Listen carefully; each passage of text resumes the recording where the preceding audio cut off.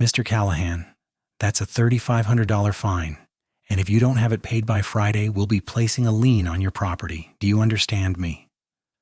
The voice, thick with the syrupy condescension of unearned authority, belonged to Karen Bishop, president of the Oakmont Reserve Homeowners Association. She stood on my pristine zoysia grass, a large woman in a floral blouse that fought a losing battle against her midsection, clipboard clutched to her chest like a holy tablet. Her eyes, small and buried in a fleshy face, held a glint of predatory satisfaction. I had been home from my final tour in Afghanistan for 3 years, and in all my time dealing with IEDs, hostile insurgents, and the beautiful, chaotic mess of military bureaucracy, I had never encountered a threat delivered with such smug, self-righteous glee. The source of her righteous fury? A small, professional-grade bait station, discreetly placed behind a boxwood near my foundation, part of the integrated pest management system I was implementing around my own home. I should know how to do it. I owned the highest-rated pest control company in the Tri-County area. The fine wasn't for having pests, it was for having the audacity to solve the problem myself. This was the moment my quiet suburban life detonated. This was the moment the war came home. If you've ever had your own run-in with a power-mad HOA board, or a neighborhood tyrant who thinks they own the patch of grass you pay a mortgage on, then hit that subscribe button right now.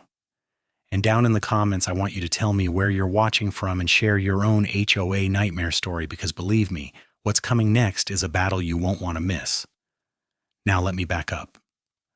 My wife, Sarah, and I had bought our house in Oakmont Reserve 2 years prior. It was the dream. Good schools for our daughter, Lily, quiet streets, and a sense of community we'd craved after years of moving from base to base. I'd poured my savings and my GI Bill into starting Vanguard Pest Solutions, a company built on the principles I learned in the Army: discipline, integrity, and meticulous attention to detail. We specialized in environmentally responsible pest management, and business was booming. I was proud of what I'd built. I'd traded one uniform for another, a crisp polo shirt with my company logo, but the mission was the same: protect people and their property. My own property, I thought, was where I could finally relax. I was wrong. The first few notices were minor annoyances. A passive-aggressive letter about my trash cans being visible from the street for 2 hours past the designated time. A warning about a small oil spot on my driveway left by my visiting father-in-law's classic Ford. I cleaned the spot. I built a small, attractive enclosure for the trash cans. I complied. I believed in being a good neighbor. I didn't realize I was feeding a beast. Karen Bishop had been HOA president for a decade. She ruled Oakmont Reserve not as a public servant, but as a feudal lord. Her power was absolute, derived from a labyrinthine set of covenants and bylaws that no one truly understood but everyone feared. She walked the neighborhood daily, her clipboard, her scepter, her eyes scanning for infractions, for any blade of grass or shingle that dared defy her vision of suburban perfection. Her husband, a silent, perpetually defeated-looking man named Gary, sometimes trailed her like a sad beige shadow. The current conflict started subtly. A few neighbors had mentioned a recent uptick in ant problems. Being proactive, I decided to do a perimeter treatment on my own house. I used top-of-the-line, low-toxicity products, the same ones we used for schools and hospitals. The bait stations were small, green, and practically invisible unless you were on your hands and knees looking for them. But Karen had eagle eyes for dissent. The letter arrived 2 days later. A crisp, cream-colored envelope with the Oakmont Reserve logo embossed in gold. It was a notice of violation for unapproved modification to landscaping and use of non-sanctioned chemical agents. The initial fine was $250. I called the number on the letterhead. Karen herself answered, her voice oozing a kind of bored impatience. I explained calmly and professionally that I was a licensed and insured pest control operator, that the products were safer than anything you could buy at a big box store, and that the stations were a preventative measure. "That is irrelevant, Mr. Callahan," she'd said, the words clipped. "The bylaws are clear. All pest control services must be performed by a vendor from the HOA's approved list. You have 30 days to remit payment and provide proof of professional service from an approved company. I tried to reason with her. I offered to provide my credentials, my insurance, my master applicator license. I even offered to give a free presentation to the community on safe pest management. No, she said flatly. The rules are for everyone. I hung up, frustrated but not yet defeated. I would pay the fine and let it go. It wasn't worth the fight, but I wasn't going to pay someone else for a job I was uniquely qualified to do myself. I did nothing. That was my mistake. To $1,000 for failure to cure the violation. And now another 30 days after that, here she was, standing on my lawn, flanked by 2 other board members, a nervous-looking woman named Cynthia and a grim-faced man I didn't know, delivering the $3,500 ultimatum. The figure was so absurd, so punitive, it was clearly meant to break me. $3,500, I repeated, keeping my voice level, a skill honed over years of de-escalating tense situations. For a bait station? For continued flagrant disregard for the community's governing documents, she retorted, puffing up her chest.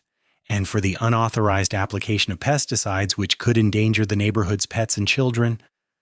The hypocrisy was breathtaking. The companies on her list I knew for a fact often use cheaper, harsher chemicals to maximize their profit margins. I knew because my company was frequently hired to clean up their messes. I am a state-licensed professional, I said, my jaw tightening. My methods are safer than anyone on your list. Your opinion of your own qualifications is not the issue, she sniffed. The issue is the rules. You will pay the fine, you will remove your equipment, and you will hire an approved vendor. A list will be included with your formal notice. Friday, Mr. Callahan, or the lien gets filed first thing Monday morning. She turned, a swirl of floral fabric and self-satisfaction, and marched back to the sidewalk, her 2 acolytes trailing in her wake.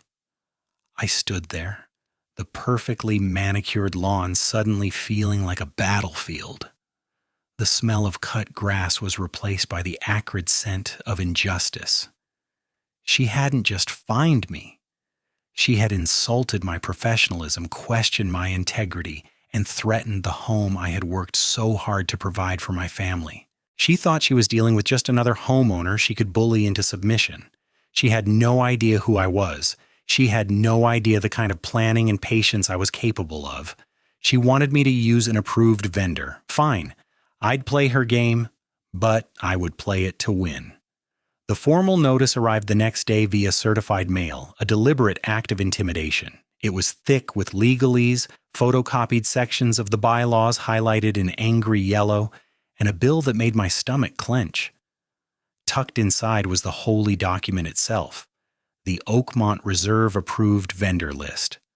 My eyes scanned the page. There were the usual suspects, big regional companies like Lawn Masters and Bug Busters Incorporated. And then there was the third one, a name I didn't recognize. Premier Property Maintenance and Pest Services. The name sounded generic, corporate, designed to inspire confidence through blandness. Something about it felt off. I sat down at my dining room table. The document spread before me like an enemy's battle plans. Sarah came and stood behind me, her hand on my shoulder. She had seen me this focused before, usually when I was mapping out a complex commercial treatment plan or preparing for a big presentation. "What are you going to do, Jack?" she asked, her voice quiet but firm. She knew me better than anyone. She knew the calm exterior masked a cold, calculating anger. "I'm going to pay the fine," I said, which surprised her. "We can't risk a lien, not with the bank, not with everything we've built. But I'm not giving up." I pulled out the HOA covenants, a 3-inch binder of dense, mind-numbing text that had been sitting on a bookshelf since we moved in. For the next 5 hours I read. I read every line, every clause, every addendum. I had a thermos of coffee and a yellow legal pad, and I took notes like I was studying for an exam. Most of it was standard boilerplate. But then I found it, buried in Article 9, Section 4B, All exterior service providers, including but not limited to landscaping, roofing, and pest control, must be selected from a list of vendors approved by the Architectural Control Committee, ACC, chaired by the association president. There it was, her weapon. But the next section, Section 4C, provided the ammunition I needed.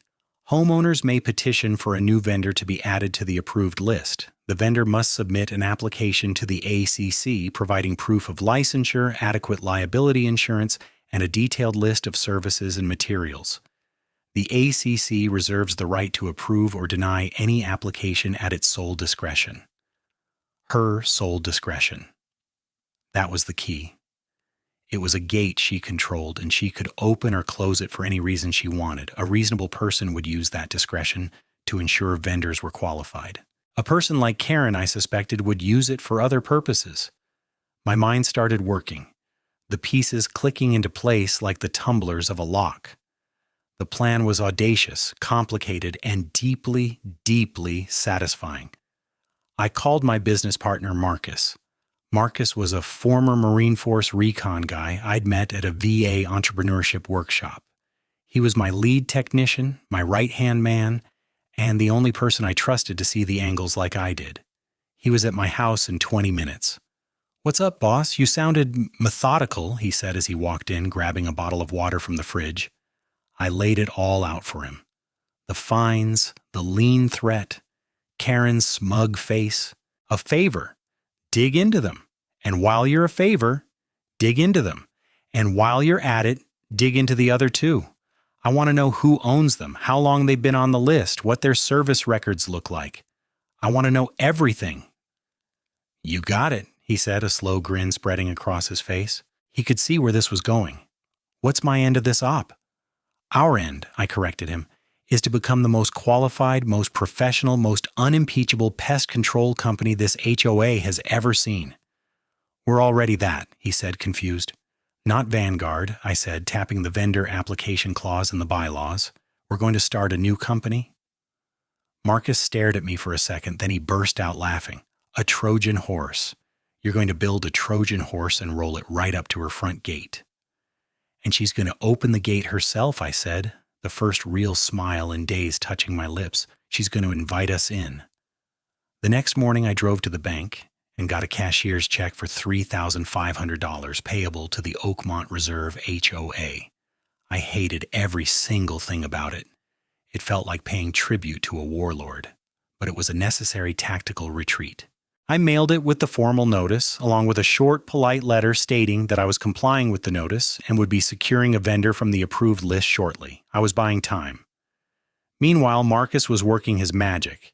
He was a master of open source intelligence, a skill he'd honed in the darker corners of the world. By the end of the day, he had a full dossier on my desk.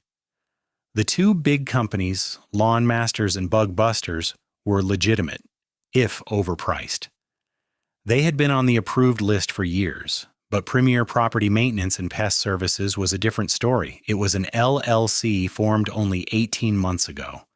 Its registered agent was a generic corporate services company in the state capital. The address listed on its website was a UPS store mailbox.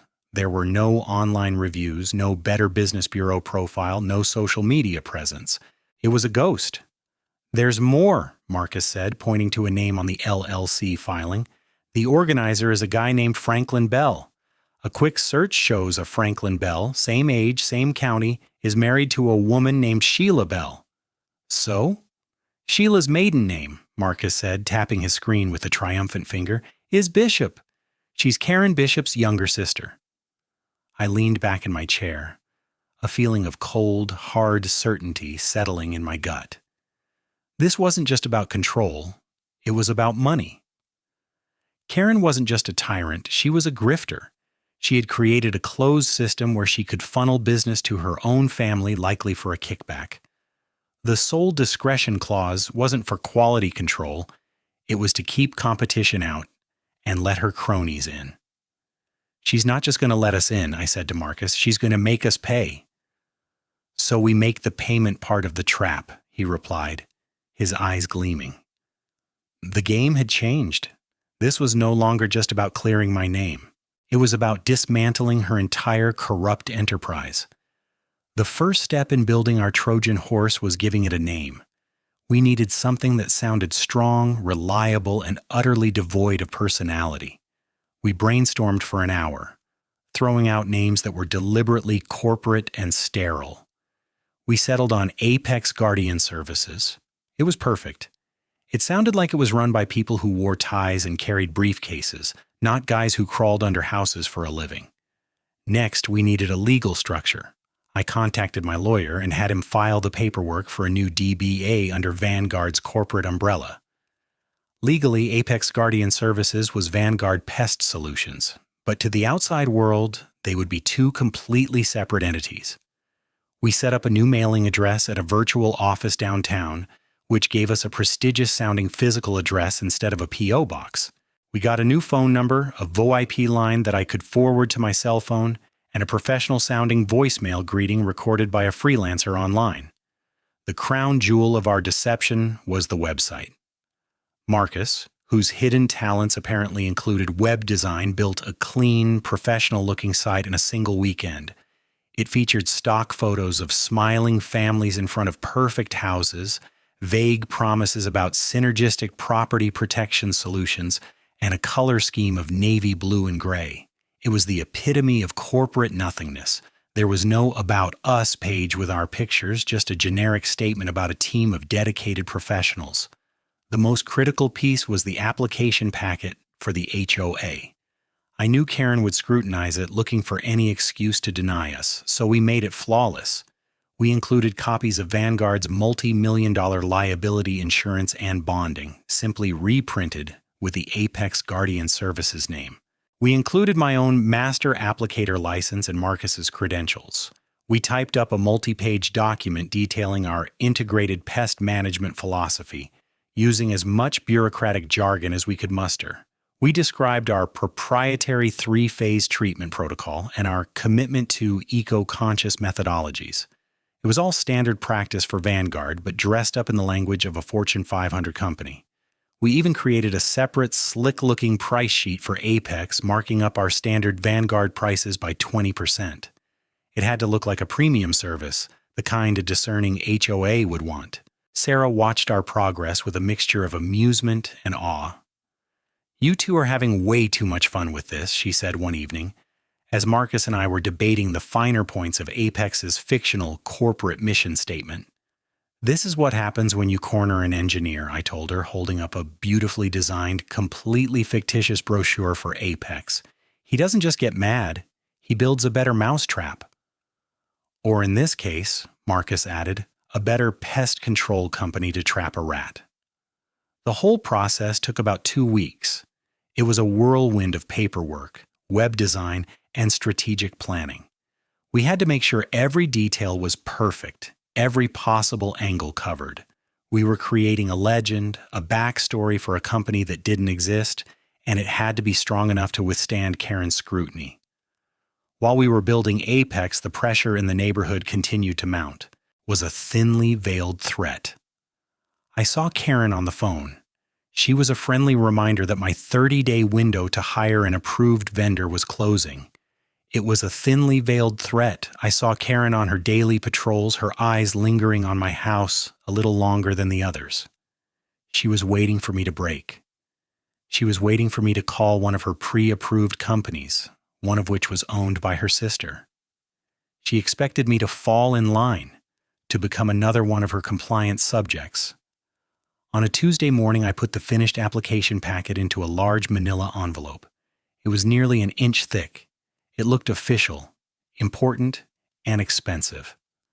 I drove to the UPS store that served as the HOA's mailing address and sent it via certified mail with return receipt requested. The trap was built. The bait was set. Now we just had to wait for the target to take it. The waiting was the hardest part. For a week, there was silence. I went about my business, running Vanguard, treating properties, managing my crews. But in the back of my mind, I was constantly checking my phone, waiting for a call, an email, a letter. Every time I saw Karen's car drive down the street, my stomach tightened.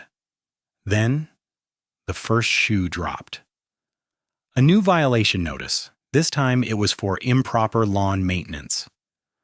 According to the attached photo, taken from an incredibly unflattering angle, the grass along my driveway was 1/4 of an inch taller than the allowed 3 inches. The fine was $100. It was petty. It was vindictive. It was a clear message. I'm still watching you. I'm still in charge. I paid it without a word. I knew what she was doing. She was trying to provoke me, to make me angry, to make me make a mistake. I wouldn't give her the satisfaction. I just added it to the growing file I was keeping, a file I had labeled Karen. 2 days later, my phone buzzed. It was an unknown number with a local area code. I let the professional voicemail for Apex Guardian Services pick it up. A minute later, a notification popped up. New voicemail. I took a deep breath and played it. The voice was unmistakable, though it was dripping with a false, businesslike sweetness. Yes, hello, this is Karen Bishop, president of the Oakmont Reserve HOA. I'm calling for Apex Guardian Services. I'm reviewing your application to become an approved vendor, and I have a few questions. Please call me back at your earliest convenience. I saved the voicemail. I looked at Marcus, who was in my office going over scheduling. I just nodded. She's on the hook, I said. It was time to reel her in. I waited exactly 3 hours before returning her call. I didn't want to seem too eager. I sat in my truck parked in a quiet lot a few miles from my neighborhood, the engine off. I had a digital recorder connected to my phone. My state was a one-party consent state, meaning as long as one person in the conversation, me, knew it was being recorded, it was perfectly legal. I took a few deep, calming breaths, the way I used to before a mission. I wasn't Jack Callahan, homeowner, anymore. I was now the professional, slightly aloof manager of Apex Guardian Services. I dialed the number she left. Karen Bishop, she answered, the name a sharp, self-important bark. Hello, Ms. Bishop, I said, my voice smooth and professional, a half octave lower than my normal speaking voice. This is John Wilson returning your call from Apex Guardian Services. I understand you had some questions about our application. I had decided on the pseudonym John Wilson for its sheer forgettable commonness. There was a pause. She was likely thrown by the immediate professionalism.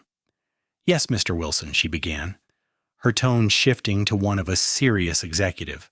I'm the chair of the Architectural Control Committee for Oakmont Reserve. We have a very exclusive community, and we are extremely selective about our vendor partners. Of course, I said, we pride ourselves on our discretion and our ability to meet the needs of high-end communities. Your application packet was quite thorough, I'll admit. Your insurance is certainly adequate. We believe in being prepared, I replied, enjoying the irony. Now, she said, getting to the point. We receive many applications and our review process is quite intensive. To that end, to ensure our vendor partners are truly committed to a long-term relationship with the community, we require a one-time administrative and onboarding fee. I paused, feigning thoughtful consideration. An administrative fee? That wasn't mentioned in the bylaws I reviewed? It's a new policy, she said smoothly, a practiced lie.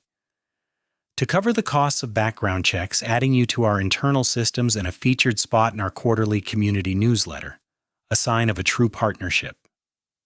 I see, I said. And what is the amount of this fee? I could almost hear the smile in her voice. This was the moment she had been waiting for. This was the toll for crossing her bridge. For a premium service provider like Apex, the fee is $2,000, she said. $2,000. It was more than I expected. It was brazen. It was a pure, undisguised kickback. This was the smoking gun, and she was handing it to me herself. $2,000, I repeated slowly, as if considering the expense. That's a significant investment. It's the cost of doing business in a community like Oakmont, Mr. Wilson, she said, a hint of steel in her voice. It ensures we only have serious partners. We find it filters out the less committed companies. It filtered out the honest ones is what she meant. It filtered out anyone who wasn't willing to play her corrupt game. It was a shakedown, plain and simple. I understand, I said. And how would this payment be made? You can make a check payable to Oakmont HOA, but for expediency, you should mail it directly to my home address to ensure it gets processed immediately. I can text you the address. Once I have the check, I can personally push your application through for final approval at our next committee meeting, which is tomorrow. She wanted it sent to her house. She didn't even want it going through the HOA's official mailbox where the treasurer or secretary might see it. She was going to pocket it or deposit it into an account she controlled. The sheer audacity was stunning. That seems very efficient, I said, my voice a mask of corporate politeness. All right, Ms. Bishop, you have a deal. Please text me the address and I'll have a check in the mail to you this afternoon. Excellent, she purred, the sound of a predator closing in on its prey. I look forward to a long and prosperous relationship with Apex Guardian Services. As do we, I said, and ended the call. I sat in my truck for a full minute, the recording saved and backed up to the cloud. I had her. I had her on tape soliciting a bribe, dictating the terms, and instructing me on how to circumvent the HOA's own financial controls. It was more than I could have hoped for. The text with her home address came through moments later. I drove straight to the bank. I had the teller issue a cashier's check for $2,000 from the Apex Guardian Services business account. The check itself was a piece of evidence, a direct financial link from my Trojan Horse company to her. I made a high-resolution scan of it before putting it in an envelope. I didn't mail it to her house, though. That would be too slow, and I wanted a witness. Instead, I hired a local courier service. I gave the driver specific instructions: deliver the envelope directly to Karen Bishop at her home address and get a signature confirming receipt. I paid extra for a photo of the delivery. An hour later, I got an email. It contained a PDF with Karen's looping, arrogant signature on the delivery confirmation line and a clear, time-stamped photo of her, standing on her porch in a pink tracksuit, taking the envelope from the courier. The paper trail was now complete and undeniable. The trap was no longer just set. The animal had walked right into it and taken the bait. The next week was a study in patience. On Friday, exactly 1 week after I had submitted the application, another cream-colored envelope arrived in my mailbox. This one, however, was different. It was a formal letter from the Oakmont Reserve HOA on official letterhead, signed by Karen Bishop as ACC Chair. Dear Mr. Callahan, it began. This letter is to inform you that your 30-day grace period to cure the violation cited on date has expired. You have failed to provide proof of service from an approved vendor. Therefore, an additional fine of $1,000 is being levied. You have 10 days to bring your property into compliance by hiring an approved vendor, or we will begin the legal process of placing a lien on your property for the total outstanding amount of $4,500. She was turning the screws, even after taking my bribe. She was compartmentalizing her scams. Jack Callahan, the homeowner, was a target to be squeezed. John Wilson of Apex was a revenue stream. She had no idea they were the same person. Tucked behind the threatening letter was a freshly printed copy of the Oakmont Reserve approved vendor list. And there, at the very bottom, in crisp black ink, were the words, Apex Guardian Services. I looked at the name, my own creation, now weaponized and aimed back at me. A cold, dark satisfaction washed over me. She thought she was cornering me. In reality, she had just handed me the keys to her own destruction. The trap was now perfectly set, and it was time for the theater to begin. I picked up the phone and, with a deep sense of poetic justice, dialed the number for Apex Guardian Services. My own cell phone rang in my hand. I answered in my John Wilson voice. Apex Guardian, this is John. I then proceeded to have a very formal, very polite conversation with myself, scheduling a comprehensive platinum pest elimination service for my own home address. I documented the call in a log, noting the date, time, and service scheduled. The next morning, I sent an email from my personal account to Karen and the HOA board. The subject line was Cure of Violation 121 Oak Drive.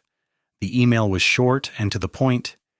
Dear Ms. Bishop and the HOA Board, please be advised that I have contracted with a company from the approved vendor list to resolve the outstanding violation. Service is scheduled for this Friday at 10 a.m. The company is Apex Guardian Services. A copy of the service agreement is attached for your records. Sincerely, Jack Callahan.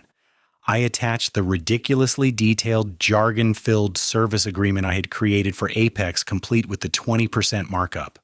I hit send, knowing Karen would read it with a smug sense of victory. She had won.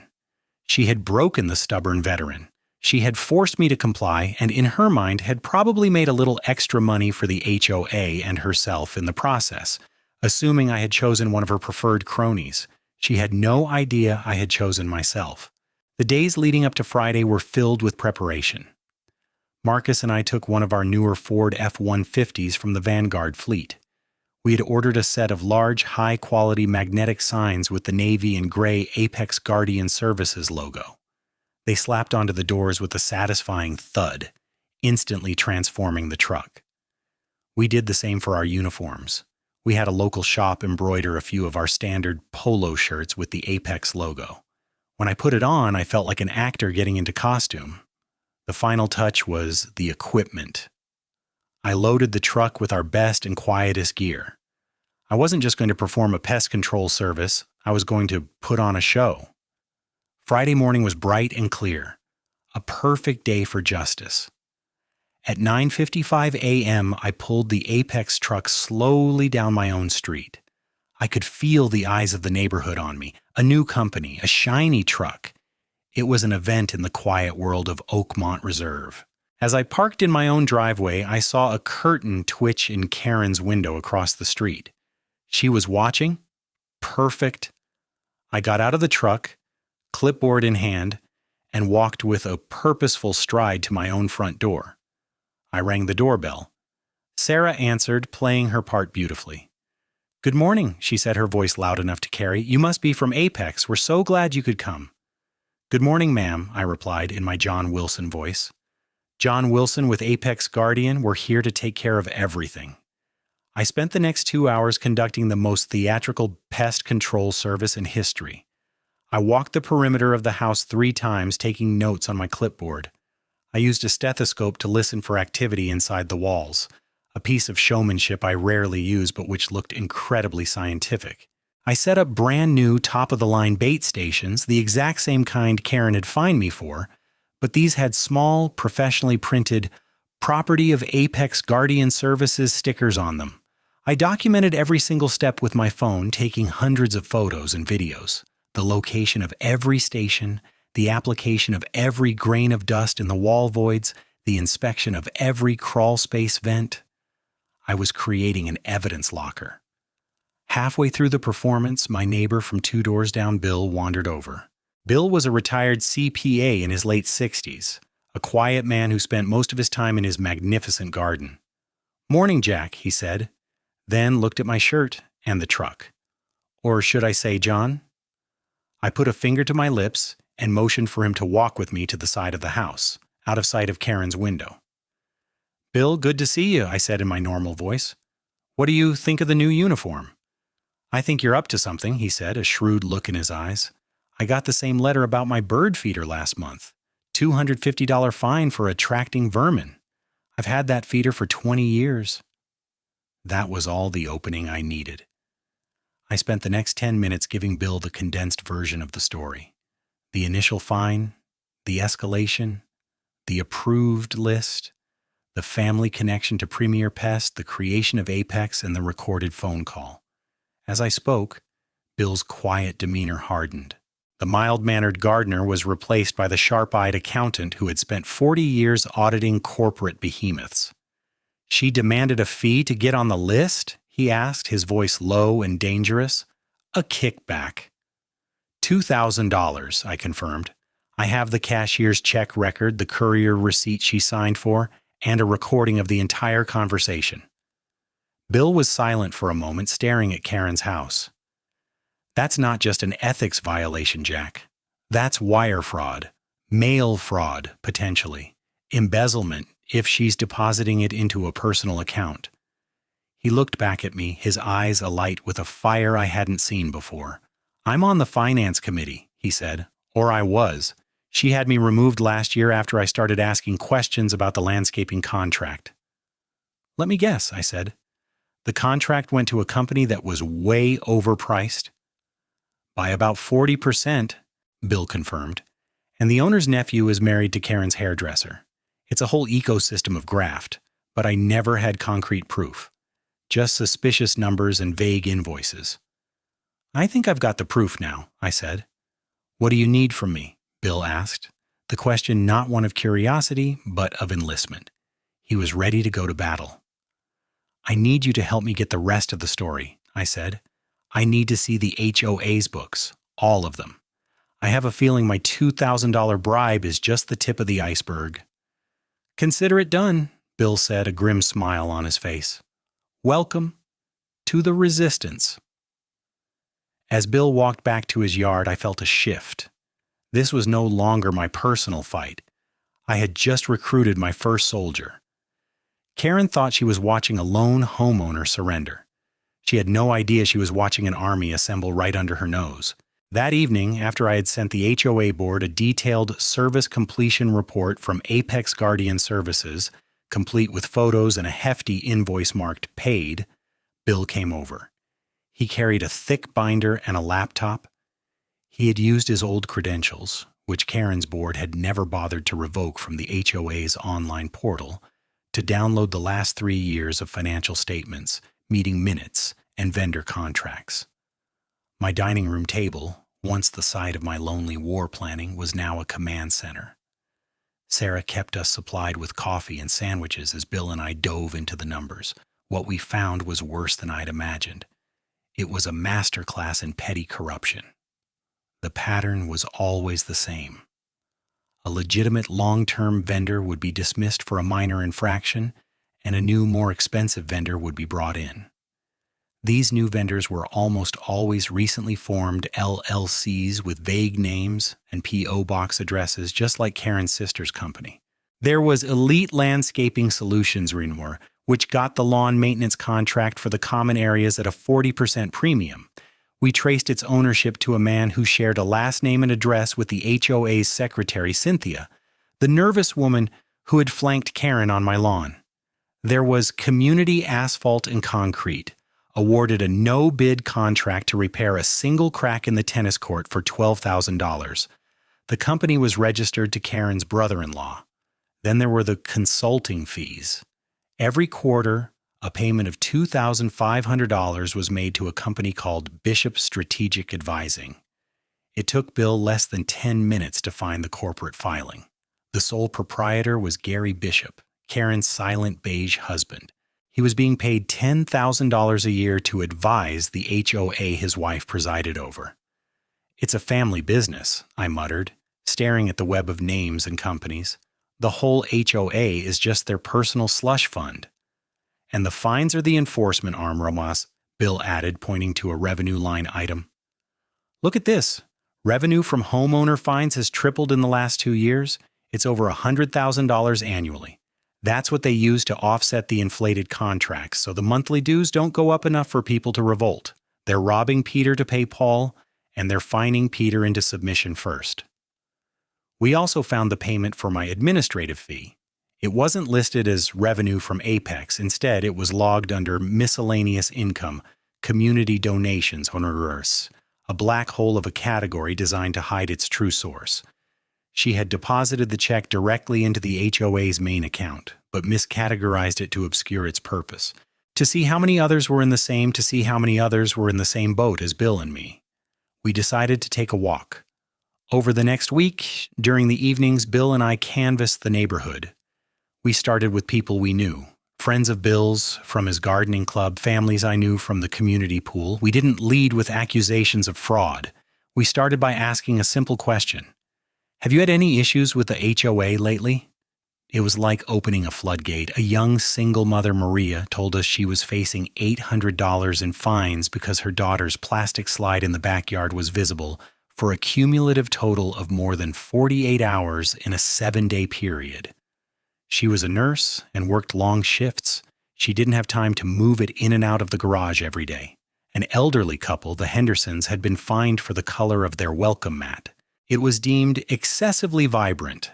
A family down the street was in a multi-thousand-dollar battle over the type of mulch they used in their flower beds. It was pine bark, not the cypress blend mandated by a rule Karen had passed 2 months ago. Everyone had a story. Everyone had been cowed into submission by the threat of fines and liens.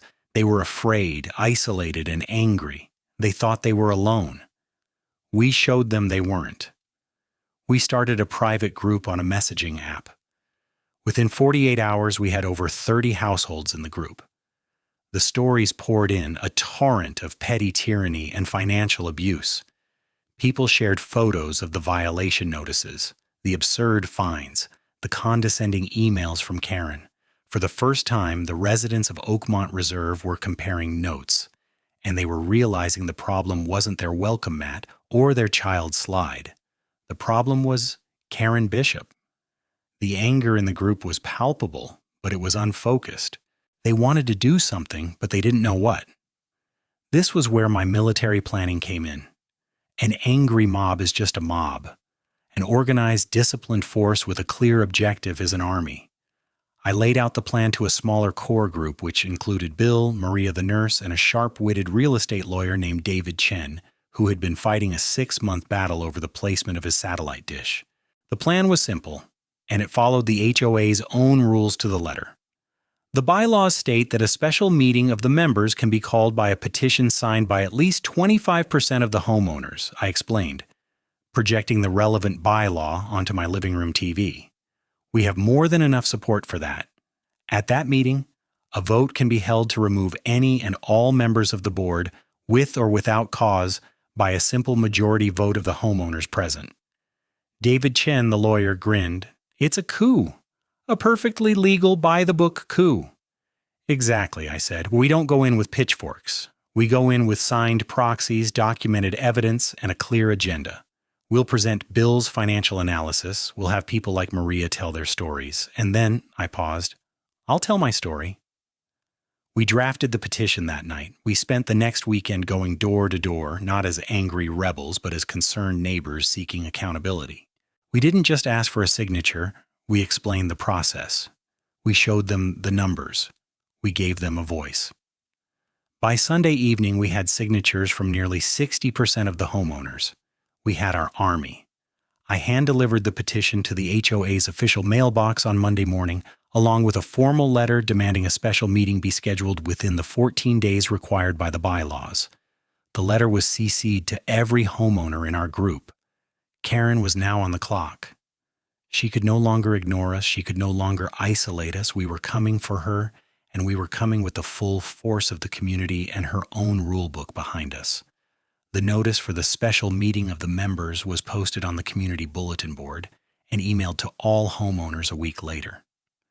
Karen had chosen the earliest possible date allowed, a Tuesday night. It was a tactical move, hoping for low turnout on a weeknight. She underestimated how motivated people were.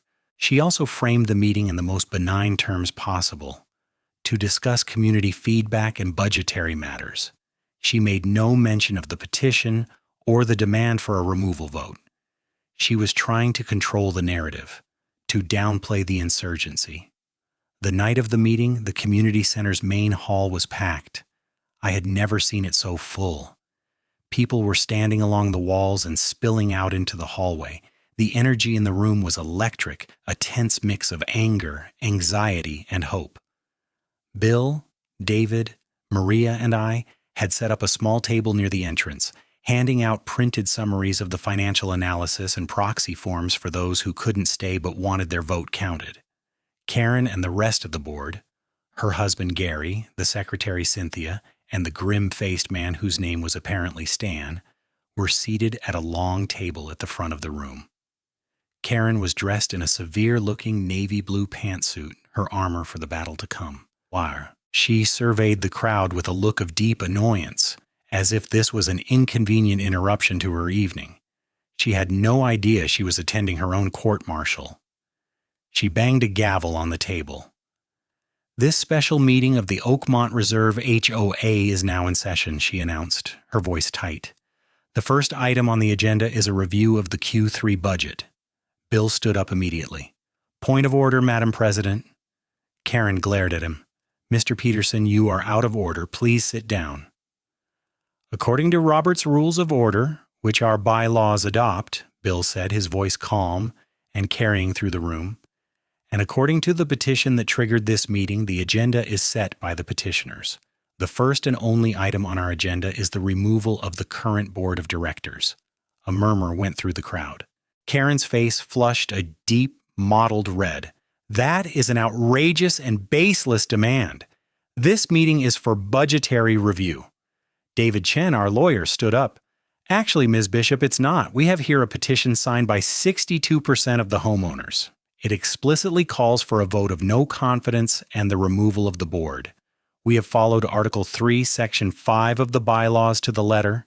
You are legally obligated to allow this motion to proceed. If you refuse, you are in breach of your fiduciary duty, and we can and will take legal action. He held up a thick sheaf of papers, the signed petitions. The sight of it seemed to deflate Karen. She was a bully, but she was also a bureaucrat. The sight of her own rules being used against her with such precision stunned her into silence. She looked at Stan and Cynthia, who both refused to meet her gaze. Gary was staring intently at his cuticles. She was alone. Fine, she hissed, her voice dripping with venom. Have your little vote. But first, you have to state your reasons. What are these supposed grievances? That was the opening we were waiting for. We'd be happy to, I said, standing up and walking to the front of the room. I had a laptop with me, which I connected to the projector that was normally used for community movie nights. I started with the stories. I had Maria come up and tell the room, in a voice trembling with anger, about the fines for her daughter's slide. I had Mr. Henderson, a man in his 80s, explain how he was threatened with a lien over a welcome mat. One by one, for 20 minutes, a parade of residents stood up and shared their experiences of being harassed, fined, and intimidated over the most trivial matters. The collective weight of their stories filled the room, turning individual grievances into a clear pattern of abuse. Next, Bill Peterson took the floor. He put his financial analysis up on the screen. He walked the community through the inflated contracts, the no-bid awards to family members, the consulting fees to Karen's husband. He showed them the line graph of fine revenue tripling. He explained in simple, clear terms how their money was being siphoned off to enrich the board and their cronies. The room, which had been murmuring, grew deathly quiet. The scale of the corruption was laid bare for everyone to see. Karen tried to interrupt, to object. These are baseless accusations. The numbers are being taken out of context. Are they? Bill asked, not missing a beat. He clicked to a new slide. It was a side-by-side comparison of the elite landscaping contract and a quote he had obtained from a reputable local company for the same services. The difference was over $30,000 a year. Is a 40% markup context, Ms. Bishop? He asked. She sputtered, speechless. The tide had turned completely. The anger in the room was now cold and hard. They had been played for fools, and they knew it. Now it was my turn. I walked back to the front. My own story with this board is a little different, I began. It started with a fine for performing my own professional pest control at my home. I could see Karen smirk. This to her was familiar territory. The stubborn homeowner who thought he knew better than the rules. I was told I had to hire a vendor from the approved list, I continued, my voice steady. I was fined thousands of dollars and threatened with a lien on my home. I was being squeezed just like so many of you. So I decided to comply with the rules. I looked at the vendor application process and I formed a new pest control company just so I could get on the approved list. A confused ripple went through the audience. Karen looked baffled. And to get on that list, I said, my eyes locking on hers, I was told by Ms. Bishop herself that I needed to pay a $2,000 administrative fee. The room gasped. Karen's face went white. That's a lie, she shrieked, jumping to her feet. That's a slanderous lie. Is it? I asked calmly. I pressed a button on my laptop, and through the community center's speakers, her own voice filled the room clear as day.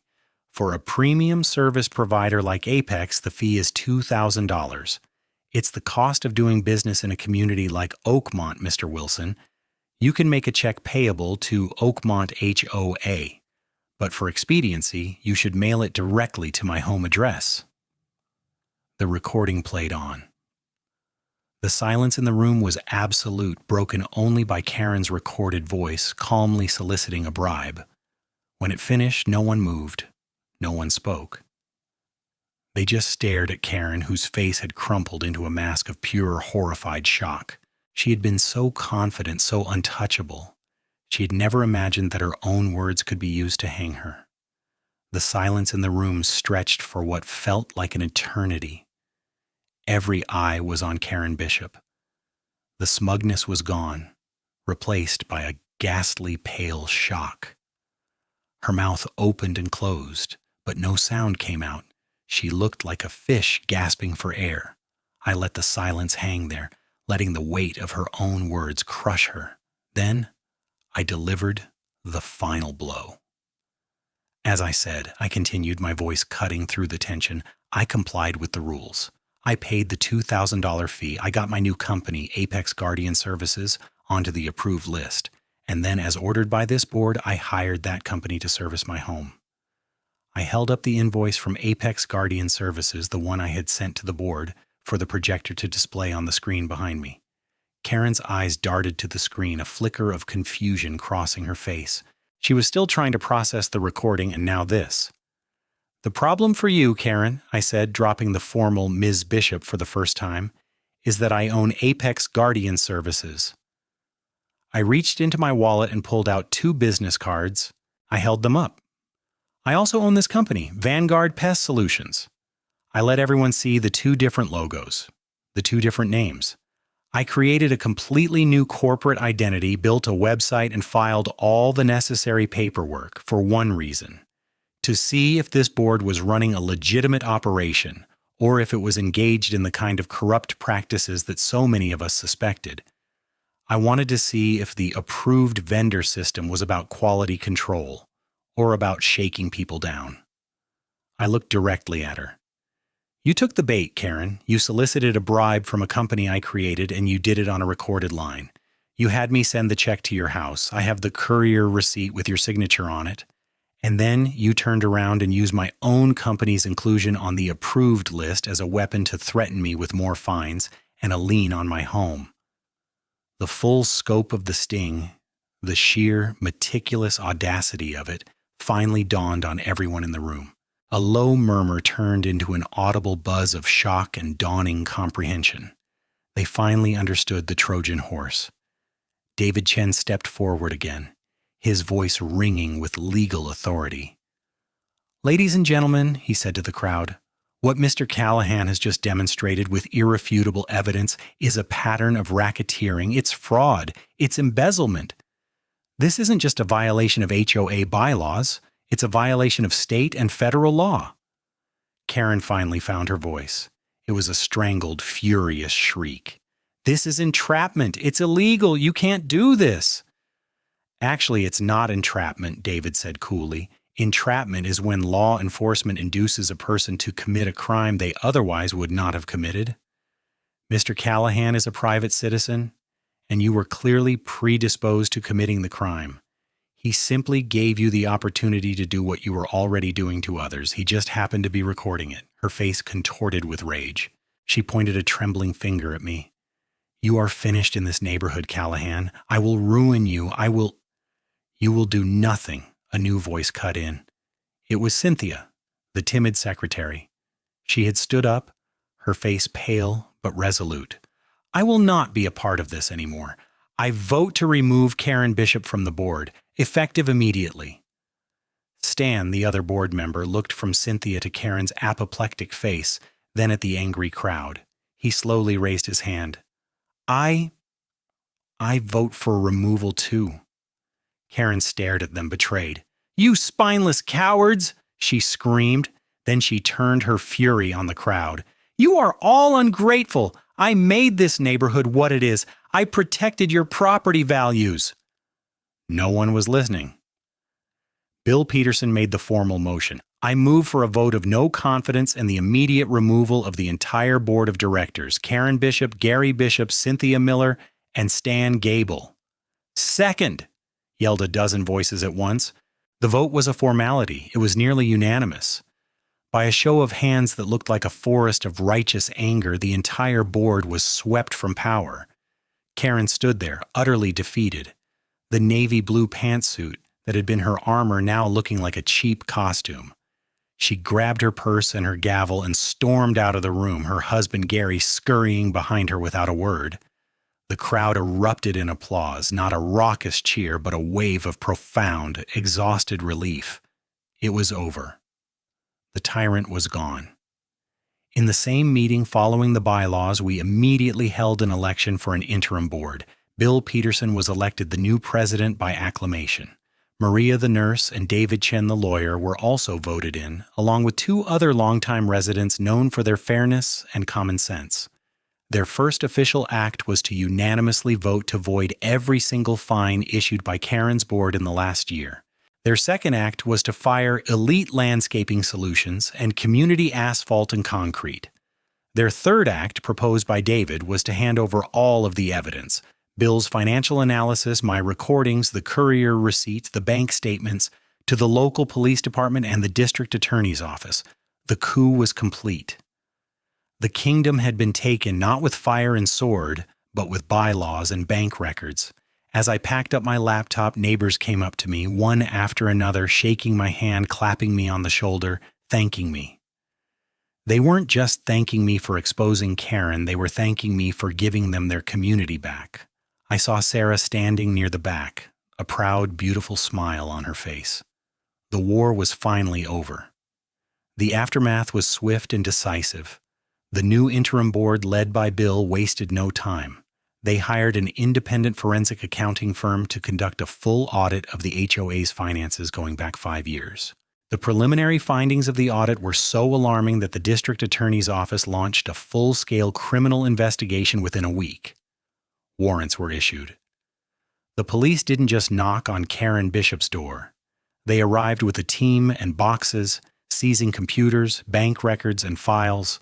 The local news caught wind of the story. A reporter who had been stonewalled by Karen for years on other issues suddenly found a neighborhood full of people willing to talk. The headline read, "Suburban HOA President Accused of Running Family Empire of Fraud and Intimidation." My role in the sting was mentioned, though I asked them to use the name "a local veteran and business owner" to keep the focus on the community's victory. The story became a regional sensation, a cautionary tale about unchecked power in the seemingly placid world of suburbia. 2 weeks after the meeting, Karen and her husband Gary were arrested. The charges were extensive: multiple counts of wire fraud, mail fraud, embezzlement, and conspiracy. Her sister Sheila and brother-in-law were also charged as co-conspirators. The images of Karen, no longer in her power pantsuit but in handcuffs, being led from her house were broadcast on the evening news. There was no smugness on her face now, only a bewildered, pathetic anger. The legal process would be long, but the initial victory was absolute. The community began to heal. The first meeting under the new board was completely different. The atmosphere wasn't one of fear and tension, but of collaboration and relief. Bill ran the meeting with quiet efficiency. The first motion passed was a complete overhaul of the bylaws regarding fines and vendors. The fine system was restructured to be about compliance, not punishment, with warnings and grace periods. The approved vendor list was abolished entirely. It was replaced with a simple requirement that any contractor be properly licensed and insured, with homeowners free to choose whomever they wanted. The absurd aesthetic rules were next to go. The rule about welcome mat vibrancy was struck from the books, to a round of ironic applause. The mulch mandate was eliminated. Maria proposed a new rule, which passed unanimously. Reasonable accommodation shall be made for items related to the play and recreation of children. The plastic slide was safe. A few weeks later, we had a neighborhood-wide block party. It was the first one in years. The old board had discouraged them, citing liability concerns. Under the new leadership, the HOA sponsored it, paying for the bounce house for the kids and the burgers for the grill. I stood on my lawn, a beer in my hand, watching Lily play with Maria's daughter. Neighbors who had previously only nodded at each other were laughing and sharing stories. The cloud of suspicion and fear that had hung over Oakmont Reserve was gone, replaced by the bright, clear sky of a community reborn.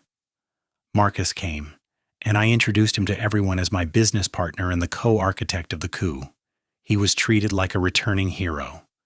"You know," he said to me as we watched Bill Peterson, the new HOA president, flipping burgers, "we could probably get the official pest control contract for the whole neighborhood now, for real this time." "I know," I said. "Bill already asked." Vanguard Pest Solutions was officially hired to manage the common areas and was recommended to all residents. We gave them a group rate, a fair price that was significantly lower than what the old fraudulent companies had charged. Our first act was to do a full inspection of the entire neighborhood, free of charge, to assess the problems that had been neglected for so long. We found termite colonies that had been ignored, ant infestations that had been poorly treated, and rodent issues near the common areas that had been allowed to fester. We were no longer just running a business. We were protecting our neighbors. The final piece of justice came about 6 months later. Karen Bishop, facing overwhelming evidence, took a plea deal. She pleaded guilty to felony fraud and embezzlement. She was sentenced to 3 years in state prison and ordered to pay over $200,000 in restitution to the Oakmont Reserve HOA. Her husband and other family members received probation and hefty fines. The money she had stolen would be returned to the community she had terrorized. One evening, not long after the sentencing, I was sitting on my front porch with Sarah, watching the sunset paint the sky. The neighborhood was quiet, but it was a peaceful quiet, not a fearful one. The Hendersons had a new, spectacularly vibrant welcome mat. Maria's daughter's slide was a permanent and happy fixture in her backyard. The air smelled of freshly cut grass and barbecue smoke. "Do you ever miss it?" Sarah asked, leaning her head on my shoulder. "The action? The planning? The fight?" I thought about it for a moment. I thought about the long nights studying bylaws, the thrill of the recorded phone call, the heart-pounding tension of the final meeting. "I don't miss the fight," I said honestly, "but I'm glad I knew how to do it. All those years in the service, they teach you how to analyze a threat, make a plan, and execute a mission with precision. I just never thought the battlefield would be a cul-de-sac." I looked out at the street, at the homes filled with my neighbors, my friends. "Karen saw this place as her kingdom," I said. "She saw all of us as subjects. She forgot that a community isn't a collection of houses. It's a collection of people, and you can't rule people by fear forever. Sooner or later, they decide to fight back." The victory wasn't just in seeing Karen fall. The real victory was this: the quiet evening, the sound of children laughing, the sense of peace and security in the home I had fought for, both abroad and right here. She had wanted to put a lien on my property, to take a piece of my American dream. In the end, we took her kingdom, dismantled her empire, and built something better in its place. And that was a satisfaction deeper and more lasting than any fine she could ever levy.